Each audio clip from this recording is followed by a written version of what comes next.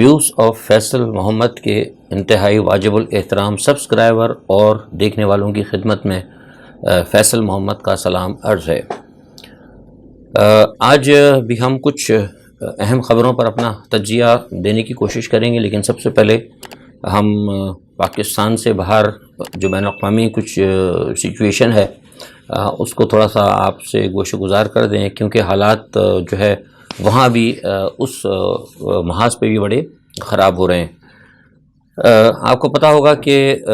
روس اور یوکرائن کی جنگ جو ہے وہ بڑی تیزی کے ساتھ چل رہی ہے، اور اب یہ اس سال کا آخر آ گیا ہے، اور میں نے جیسے کہا تھا کہ 2023 کے اندر کے اوائل میں ایسا لگتا ہے کہ شاید یہ جنگ کہیں تیسری عالمی جنگ کی طرف نہ چلی جائے۔ تو جو ہم نے آپ کو جو خیال ظاہر کیا تھا، کم از کم ابھی تک تو صورتحال اسی جانب جا رہی ہے، کیونکہ پیوٹن کی اور بیلاروس کے جو صدر ہیں لوکاشنکو، ان کی ملاقات ہوئی ہے، اور اس ملاقات کے بعد میں دیکھ رہا ہوں اور جو ہمیں خبریں مل رہی ہیں وہ یہ ہیں کہ بیلاروس کے اوپر جو ہے روس کی بڑی بھاری ڈپلائمنٹ ہو رہی ہے، اور اس میں بین البراعظمی میزائل، بیلسٹک میزائل، اور اس کے علاوہ سرمد اور جو ایران سے ملے ہوئے میزائل ہیں شہید وغیرہ، ان کی بھی ایک بڑی بھاری کھیپ پہنچا دی گئی ہے۔ اس کے علاوہ یہ کہ تو تقریباً 1.5 لاکھ کے قریب فوج بھی ہے وہاں پر بیلاروس پہنچا دی گئی ہے۔ بیلاروس کی سرحد پر جو بیلسٹک میزائل کا اور خاص طور پر سرمد کا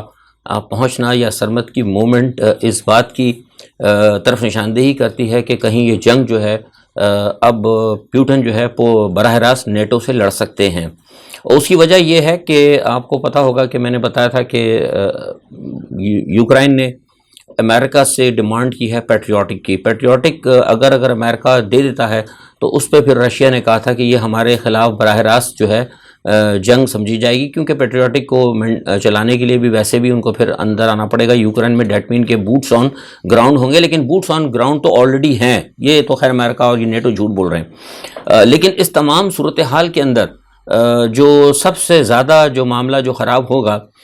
وہ یہ ہوگا کہ یہ جنگ جو ہے نا مزید آگے بڑھے گی، اور جب یہ آگے بڑھے گی تو خطرہ یہ ہے کہ شاید روس جو ہے براہ راست جو ہے برطانیہ کو، یعنی پولینڈ یا برطانیہ کو کسی کو ہٹ کرے۔ ظاہر سی بات ہے اگر وہ پولینڈ یا برطانیہ کو اگر ہٹ کرے گا، کیونکہ یہ بات اب کہی جا رہی ہے بار بار کہ روس جو ہے اگر ان کو پیٹریوٹک مل گیا تو روس جو ہے اس کے اوپر کوئی بھی انتظار نہیں کرے گا۔ ظاہر سی بات ہے جب پیٹریوٹک مل جائے گا ان کو، جب ڈپلائی ہو جائے گا تو پھر روس کے بہت سارے حملے جو ہیں ناکام ہوں گے۔ تو میں نہیں سمجھتا کہ روس اتنی حماقت کرے گا کہ شاید یہاں تک انتظار کرے، اتنا کچھ دیکھنے کے باوجود۔ یہ میں بھی سمجھتا ہوں اور دوسرے بین الاقوامی تجزیہ نگار بھی سمجھتے ہیں۔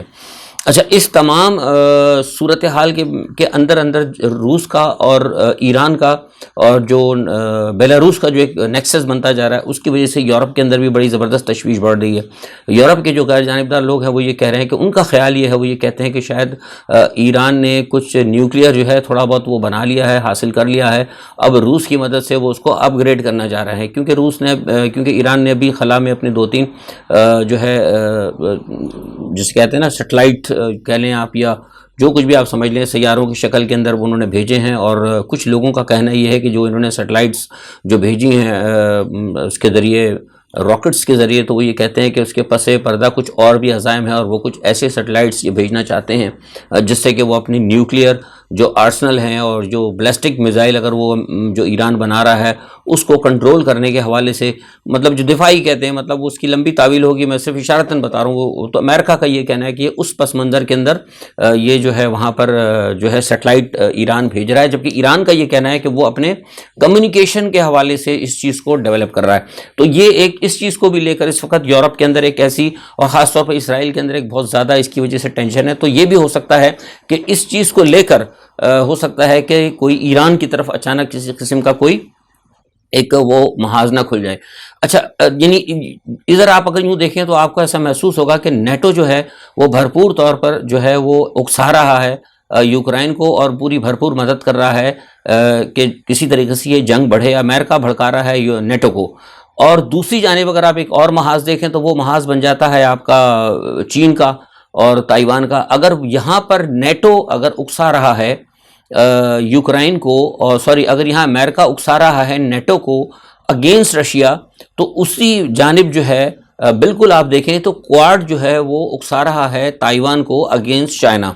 تو یہ دو جو ہے نا بڑے محاذ جو ہے نا، یہ مجھے لگ رہا ہے کہ جیسے میں نے کہا تھا نا کہ 2023 کے اندر کہیں مجھے خطرات نظر آ رہے ہیں. وہ خطرات ایسے بڑھتے ہوئے نظر آ رہے ہیں کہ شاید ایسا نہ ہو کہ جنگ مزید جو ہے بڑھ جائے، کیونکہ ابھی تک چیزیں جیسے میں نے بتایا کہ جو موومنٹس ہو رہی ہیں، ایون جو ساؤتھ چائنا سی میں جو ہم دیکھ رہے ہیں اور جو چیزیں ہمارے پاس آ رہی ہیں، اس سے کہیں نہ کہیں اگر ہم اس کو اگر سب کو اگر پوائنٹس کو اگر کلیکٹ کریں تو لگتا یہ ہے کہ صورتحال جو ہے ورسٹ اینڈ ورسٹ ہوتی جا رہی ہے. اچھا، اسی پس منظر میں ایک چیز اور آئی ہے ہمارے پاس، اور وہ یہ ہے کہ اس وقت جو پاکستان کی ایک پوزیشن ہے انڈیا کے ساتھ، اور وہ پوزیشن بھی کہیں نہ کہیں اس وقت آپ اگر دیکھیں تو تھوڑا سا ہمیں ٹینس کی صورت میں نظر آ رہی ہے، اور پاکستان کے جو بارڈرز ہیں وہ بھی ہمیں ٹینس کی صورت میں نظر آتے ہیں. اور اگر اسی طرح اگر آپ دیکھیں تو ایک اور خبر جو ہمیں پاکستان کے لیے ایک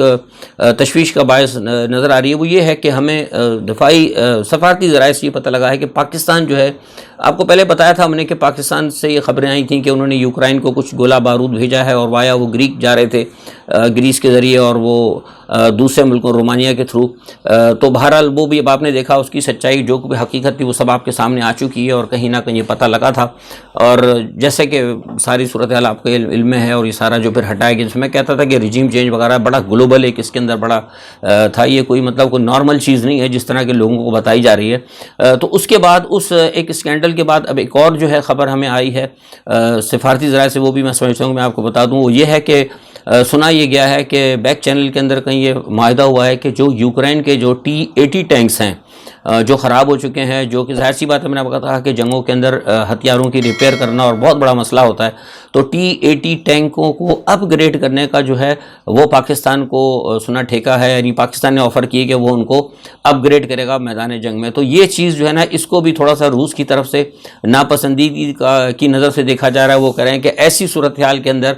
جبکہ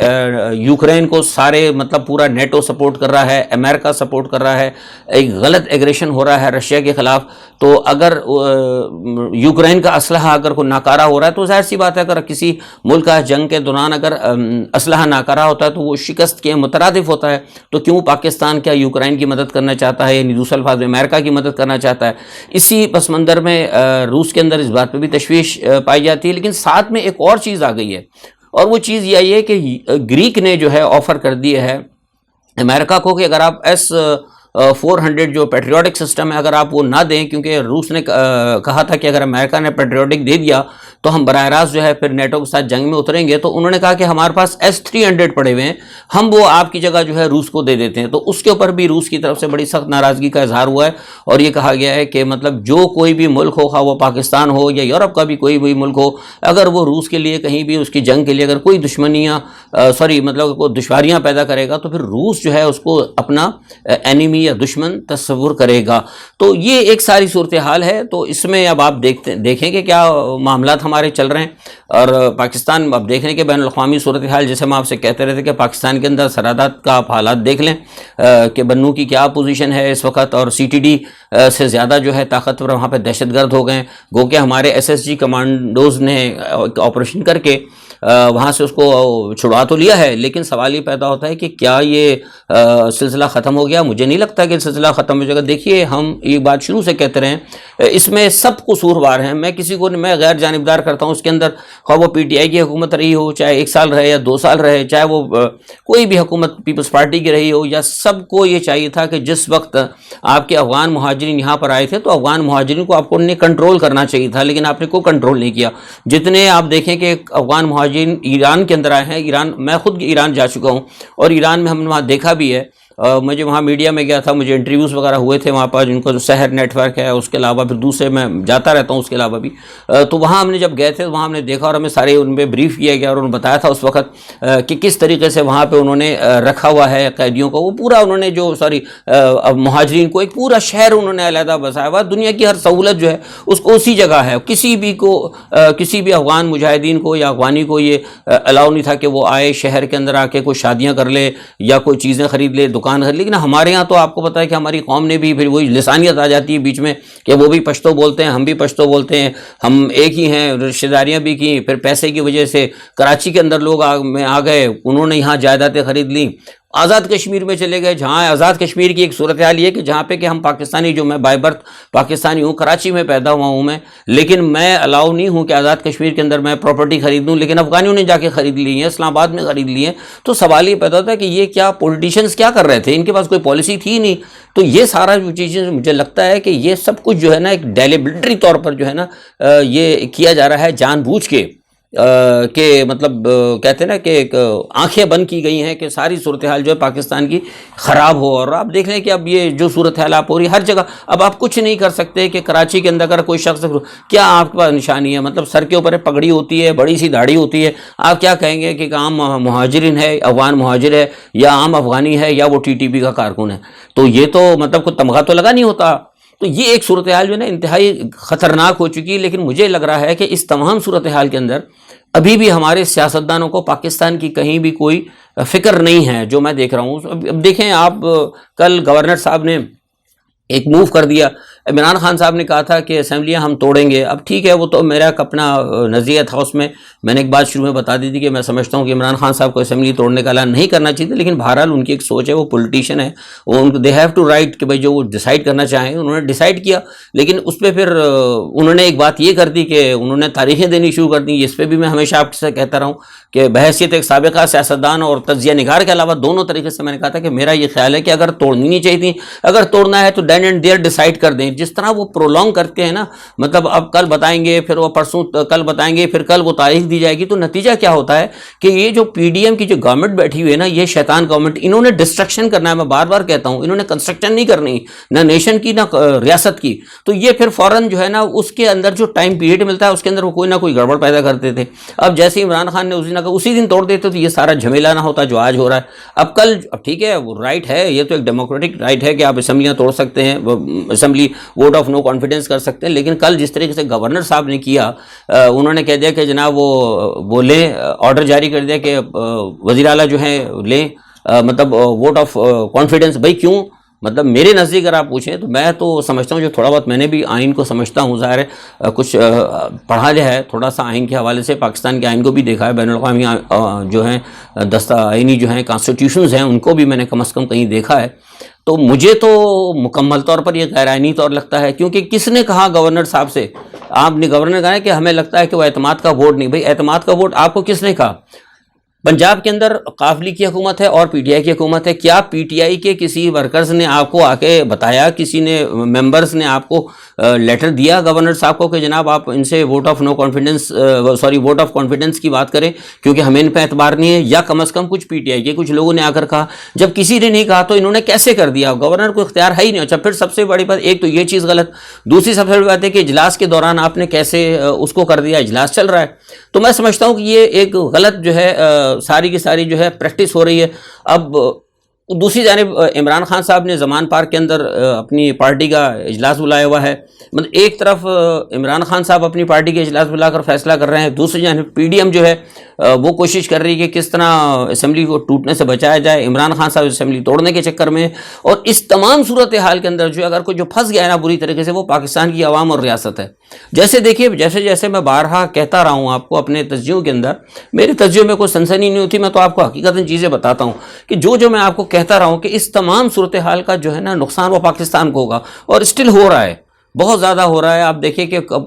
ڈالر کہاں چلا گیا ہے, سونا تقریباً میرے خیال سے 2 لاکھ سے اوپر جا چکا ہے. ملک کے اندر گیسز نہیں ہیں, ملک کے اندر حالات خراب ہیں, لا اینڈ آرڈر کی سچویشن جو ہے اتنی بگڑ چکی ہے. ابھی آپ کے جیسے میں نے بتایا آپ کو کہ جو بنو وغیرہ کے میں جو کچھ ہو رہا ہے, اور سی ٹی ڈی کے اندر آ کے, شہروں کے اندر آ کے وہ سی ٹی ڈی کے دفاتر پہ قبضہ کر رہے ہیں, وہ کہیں بھی جا کے کسی وقت بھی کچھ بھی کر سکتے ہیں. کل بھی ایک اور جگہ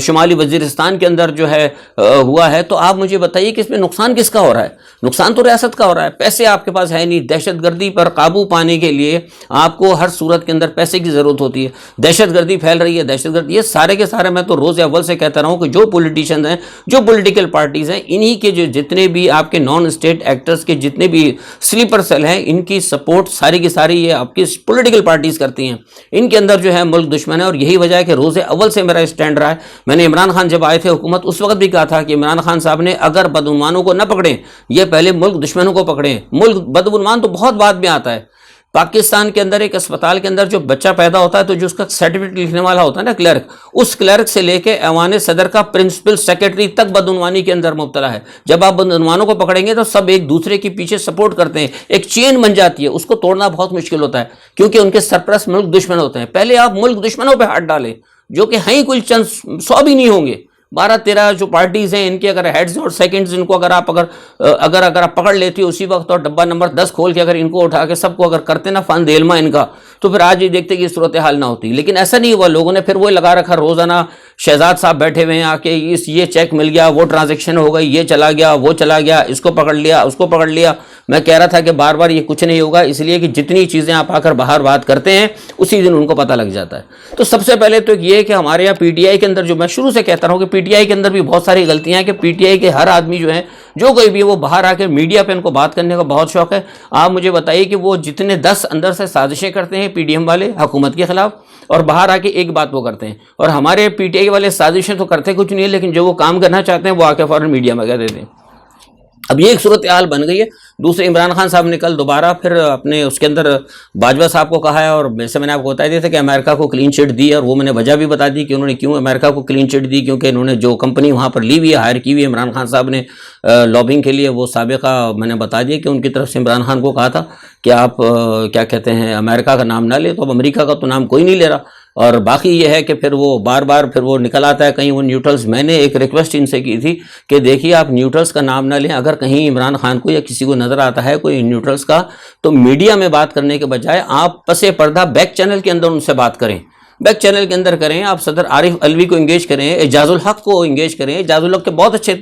رابطے ہیں اسٹیبلشمنٹ کے ساتھ, اور اس کے علاوہ ان کے پاس عمران خان کے پاس 2-3 لوگ ایسے ہیں قابل بھروسہ ہیں, ان کے ساتھ کریں. لیکن جب آپ میڈیا پہ بات کر دیتے ہیں کہ نیوٹرلز اور جانور اور فلاں, تو اس سے جو ہے کہ پھر وہ ایک جو نیریٹو جو آ رہا ہے نا وہ قوم کا, وہ لوگ نہیں سمجھ پاتے. 22 کروڑ 20 کروڑ کے قریب لوگ ہیں. لوگ میڈیا پہ جب آپ بات کر دیتے ہیں نیوٹرلز کا نام لیتے ہیں, تو صرف اس میں سے 1000 لوگ ہی 1200 ہی لوگ سمجھ پاتے ہیں کہ یہ کس زمرے کے اندر عمران خان نے بات کہی ہے. لیکن باقی جو لوگ ہیں وہ سمجھتے ہیں کہ جناب یہ سارا کام تو فوج نے, ہماری اسٹیبلشمنٹ ہی دشمن ہے. تو یہ جو غلط میسج آ رہا ہے, میں بار بار کہہ رہا ہوں کہ یہ میڈیا کے اوپر بیٹھ کے نا نیوٹرل یا فلانا, اس کا بالکل ٹوٹل ختم کر دیا. اور کچھ اس کے علاوہ کچھ ایسے حالات ہیں جس کی وجہ سے